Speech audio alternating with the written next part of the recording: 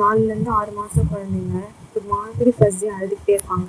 என்ன ரீசன் தெரியுமா?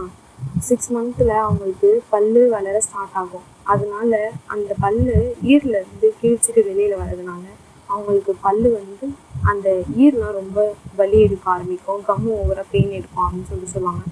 அதனால எதையாவது கடிச்சிக்கிட்டே இருக்குன்னு சொல்லிட்டு அவங்களோட கையே வாயில் வச்சு கடிப்பாங்க. ஏதாவது துணி கிடைச்சா எடுத்து கடிச்சிட்டு இருப்பாங்க.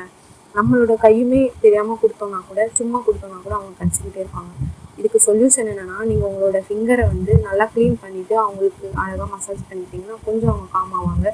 இன்னொரு ஒரு சொல்யூஷன் என்னென்னா, ஆன்லைனில் டீத்தர்னு ஒன்று சிலிக்கானில் விற்கும். அதை நீங்கள் வாங்கி கொடுத்தீங்கன்னா அதை அவங்க பிடிச்சிட்டு கடிச்சிட்டு இருப்பாங்க. அப்போ அவங்களுக்கு கொஞ்சம் ரிலாக்ஸாக இருப்பாங்க, கொஞ்சம் காமாக இருப்பாங்க, அழாமல் இருப்பாங்க. உட்டன் டீத்தரும் இருக்குது, சிலிக்கான் டீத்தரும் இருக்குது டீத்தர்லேயே. இன்னொன்று ஜெல் டீத்தரும் ஒன்று இருக்கும். அந்த ஜெல் டீத்தர் மட்டும் அவாய்ட் பண்ணிக்கோங்க. சிலிக்கான் டீத்தர் பெட்டராக இருக்கும்.